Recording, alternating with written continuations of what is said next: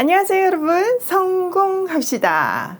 자, 하나님은요, 사람에게 미래를 알 수 있는 능력은 주지 않으셨어요. 그런데요, 미래를 예측할 수 있는 방법은 알려주셨거든요. 오늘 본문에 있는데요. 한번 들어가서 보도록 할게요.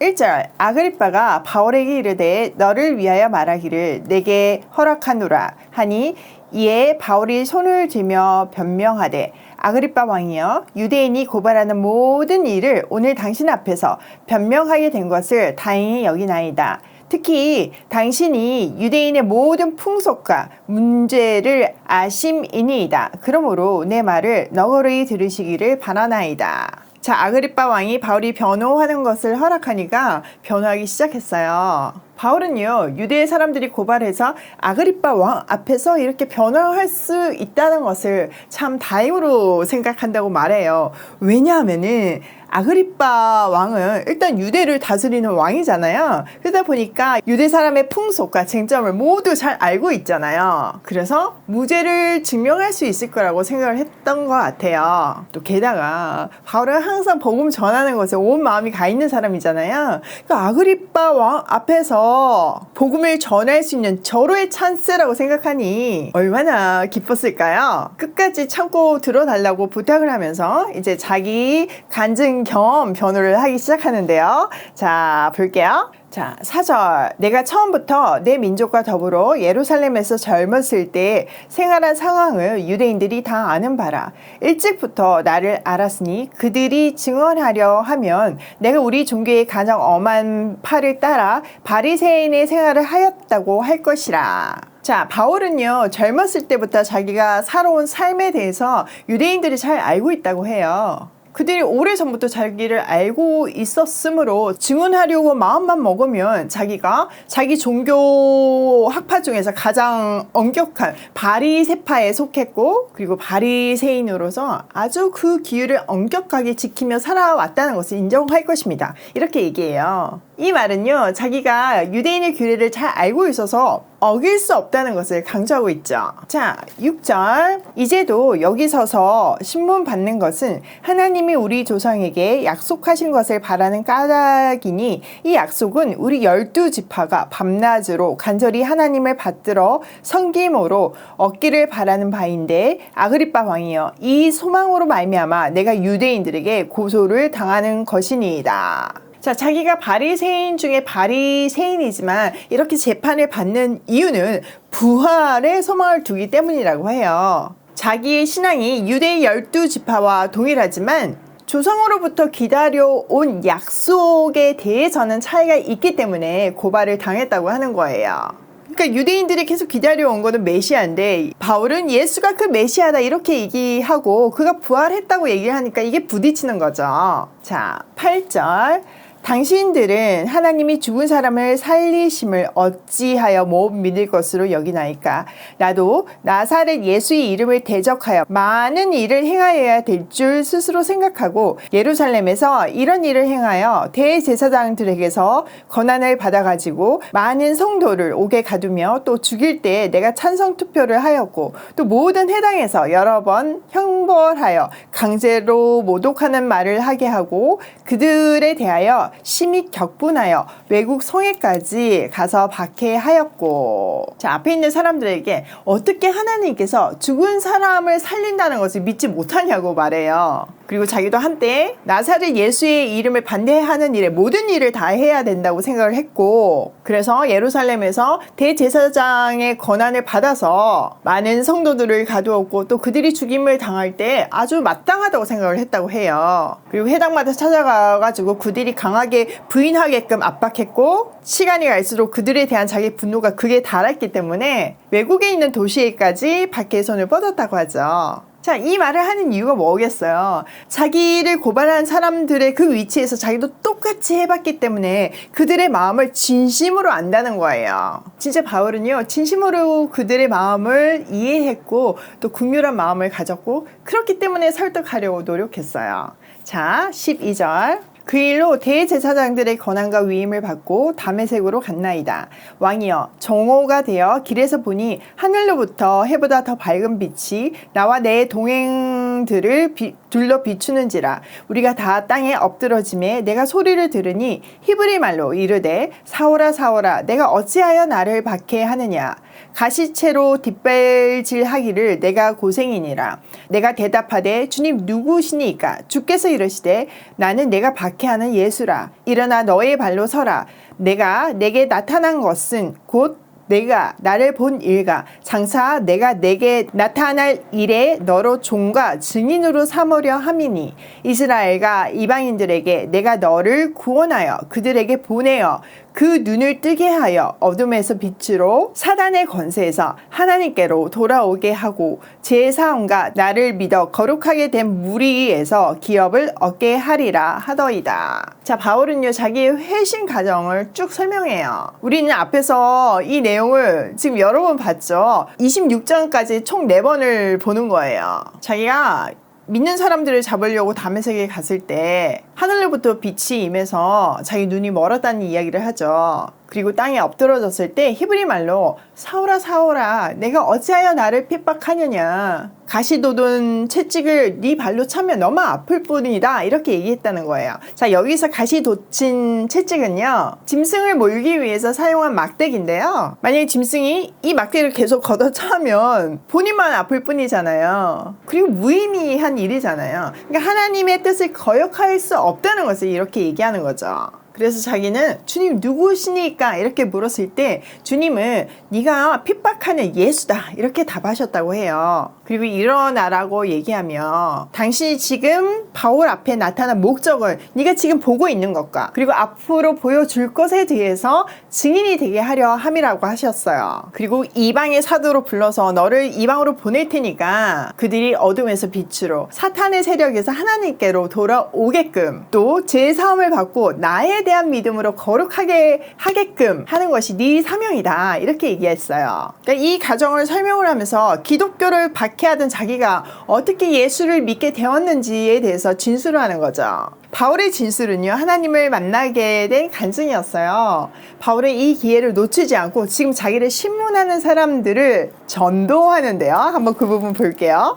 아그리빠 왕이여 그러므로 하늘에서 보이신 것을 내가 거스르지 아니하고 먼저 다메섹과 예루살렘에 있는 사람과 유대 온 땅과 이방인에게까지 회개하고 하나님께로 돌아와서 회개에 합당한 일을 하라고 전함으로 유대인들이 성전에서 나를 잡아 죽이고자 하였으나 하나님의 도우심을 받아 내가 오늘까지 서서 높고 낮은 사람 앞에서 증언하는 것은 선지자들과 모세가 반드시 되리라고 말한 것밖에 없으니 곧 그리스도가 고난을 받으실 것과 죽은 자 가운데서 먼저 다시 살아나사 이스라엘과 이방인들에게 빛을 전하시리라 함이니이다 하니라. 자, 그러면서 아그리빠 왕이시여 나는 지금 하나님이 말씀하신 대로 하늘로부터 받은 환상을 거스르지 않고 다메섹과 예루살렘에 있는 모든 사람에게 복음을 전했다고 해요. 또 유대 지방 사람들과 더 나아가서는 이방 사람들에게 회개하고 하나님께로 돌아와서 회개에 합당한 열매를 맺으라고 전했다는 거죠. 이런 일 때문에 유대 사람들이 성전에서 자기를 잡아서 죽이려고 했지만 하나님의 도우심으로 지금까지 살아서 낮은 자에서부터 높은 자까지 이렇게 서서 증언하고 있다고 해요. 근데 자기가 지금 전하고 있는 거는요 예언자들과 모세가 장사 되리라고 한 거, 그러니까 구약 내용이 뭐예요? 오실 메시아에 관한 것, 그분이 오셨다는 것을 말한 것밖에 없다는 거죠. 구약의 예언대로 그는 고난을 받으셨고 죽은 자 가운데서 가장 먼저 부활한 분이 되어서 예루살렘과 이방에 있는 온 백성에게 빛을 선포하라는 것이라는 거죠. 그러니까 유대인들이 자기를 죽이려는 유일한 이유는 예수님의 죽으심과 부활하심, 즉 복음은 구약의 성취라고 말했기 때문이라는 거죠. 바울은요 이 상황 속에서도 듣는 사람에게 복음을 아주 명확하게 정의함으로써 전도를 하고 있어요. 자, 24절 바울이 이같이 변명하며 베스도가 크게 소리내어 이르되 바울아 내가 미쳤도다. 내 많은 학문이 너를 미치게 한다 하니 바울이 이르되 베스도 각하여 내가 미친 것이 아니요 참되고 온전한 말을 하나이다. 왕께서는 이 일을 아시기로 내가 왕께 담대히 말하노니 이 일에 하나라도 아시지 못함이 없는 줄 믿나이다. 이 일은 한쪽 구속에서 행한 것이 아니니이다. 아그리빠 왕 왕이여 선지자를 믿으시니까 믿으시는 줄 아나이다. 아그리빠가 바울에게 이르되 내가 적은 말로 나를 권하여 그리스도인이 되게 하려 하는도다. 바울이 이르되 말이 적으나 많으나 당신뿐만 아니라 오늘 내 말을 듣는 모든 사람도 다 이렇게 결박된 것 외에는 나와 같이 되기를 하나님께 원하나이다 하니라. 바울이요 이렇게 복음을 전하면서 변호를 하니까 베스도가 듣다가 못 참고 큰 소리로 외쳐요. 바울아, 내가 미쳤구나. 내 많은 학문이 결국은 너를 미치게 하였구나. 자, 이 말에서 베스도는 바울이 학자인 것은 인정하지만 부활은 허황되다고 말하는 거예요. 자, 베스도는 로마 사람이잖아요. 그러니까 헬라 문화권에서 살았던 거죠. 헬라 문화는 육체 자체를 악하게 여겼기 때문에 부활이 아무 의미가 없었어요. 여러분, 아테네 사람들 반응 기억나시죠? 바울이 부활을 전했을 때 막 비웃었잖아요. 같은 반응이에요. 바울은요, 자기가 미치지 않았을 뿐만 아니라 아주 맑은 정신으로 진리를 말하고 있다고 말해요. 그리고 이제는 아그리빠에게 집중적으로 복음을 전하는데요. 아그리빠 왕이요, 당신은 이미 유대 세계에 완전히 퍼져 있는 부활 사건에 대해서 이미 잘 알고 있을 것입니다. 그래서 제가 거리낌 없이 말합니다. 그러면서 선지자들 믿으십니까? 믿으시는 줄 압니다. 이렇게 단언해요. 그러자 아그리빠는 네가 짧은 말로 나를 설득해서 그리스도인이 되게 하려고 하는가? 라고 말했어요. 바울이 지금 자기를 전도하고 있다는 것을 분명히 인지한 거죠. 바울은요, 여기에요, 길거나 짧거나 간에 나는 임금님 뿐만 아니라 여기 있는 모든 사람이 이렇게 내가 결박된 거 외에는 나와 같이 되기를 하나님께 빕니다. 라고 말했어요. 바울은요, 복음의 능력을 믿으며 모두가 자기처럼 복음을 믿게 되기를 바란다고 말하는 거죠. 그는 비록 결박되어 있었지만 그 누구보다도 자유함을 누리고 있었어요. 자, 마지막 단락 30절.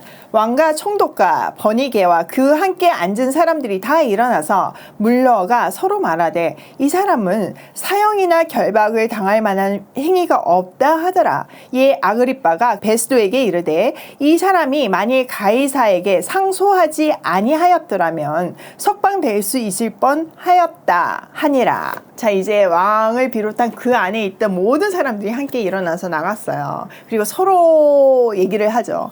이 사람은 아무리 들어봐도 사형을 당하거나 갇힐 만한 일을 한 것이 하나도 없습니다.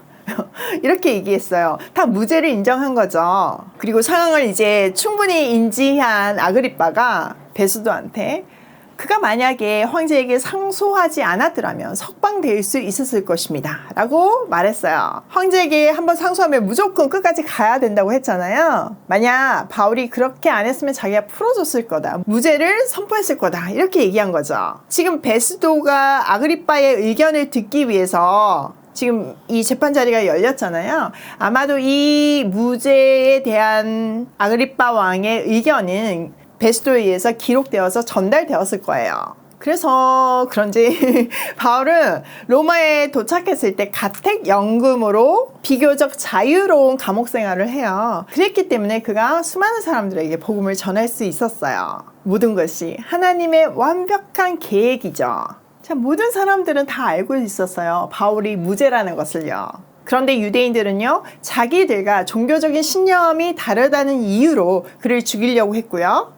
총독을 비롯한 유력한 사람들은요, 자기 이익과 권력을 위해서 그가 무죄인 것을 공식적으로 말하지 않았어요. 삶의 기준이 모두 자기한테 있었기 때문에 진리와 정의와 공의에 대한 반응이 고무줄처럼 막 늘었다 줄었다 하는 거예요. 그러나 하나님이 삶의 기준인 바울은 달랐어요. 목에 칼이 들어와도 예수가 그리스도라는 진리를 선포해요. 권력자를 만난다고 해도 그들의 휘황찬란하게 꾸며진 외모나 지혜의 높낮음에 따라서 흔들리지 않았어요. 오히려 바울의 눈에는요, 그들은 복음을 깨달아야 할 불쌍한 영혼으로밖에 안 느껴졌어요. 자기의 생명과 자기의 미래가 그들한테 달려있는 것이 아니라 오직 주님께 달려있음을 알았기 때문에 그는 어느 순간에도 담대하게 복음을 전할 수 있었어요. 그의 사명을 완수하고 있는 거죠. 또 자유인이든 죄수든 그건 중요하지 않았어요. 하나님이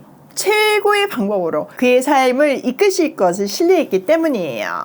요즘 2022년 트렌드에 대한 책을 읽으면서 이미 다 하고 있는 것에 깜짝 놀라고 있어요. 솔직히 제가 성경 연구한다고 바빠서 뭐 정보를 엄청 쫓아다니는 사람도 아니고 트렌드에 목숨을 거는 사람도 아니에요. 그런데 이미 다 하고 있더라고요. 세상의 흐름은요, 결국 주님 손에 있음을 확인하는 순간이었어요. 하나님은요, 우리에게 미래를 알 수 있는 능력을 주시지 않으셨지만 세상을 통치하는 원리를 성경 안에 충분히 기록해 두심으로 우리가 말씀을 공부함으로 미래를 안정적으로 살아갈 수 있게 해주셨어요. 그래서 시편 기자는 주의 말씀은 내 발의 등이요 내 길의 빛이니이다 라고 고백하잖아요. 우리의 미래는요, 성경 안에서 찾을 수 있고요, 믿음으로 그 말씀대로 성실히 하루하루를 살 때 우리를 지으신 뜻을 이 세상에서 이루는 승리하는 인생을 살 수 있어요. 어두운 세상을 밝히는 등이요,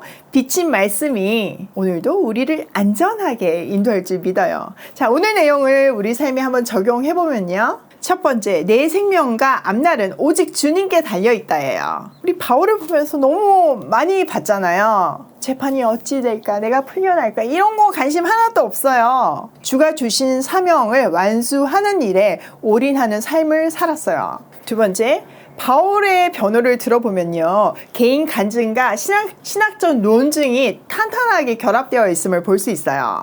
그래서 우리는 성경을 깊이 알수록 우리에게 확신이 생김을 알 수 있어요. 세 번째, 우리의 미래는 말씀 안에서 보장받을 수 있다예요. 여러분, 이 말을 아주 좀 잘 분별하셔서 들으셔야 되는데요, 우리가 뉴스를 통해서 세상의 흐름을 알고는 있어야 되지만 거기에 너무 지나치게 매달릴 필요는 없다는 거죠. 그게 분명한 답이 아니에요.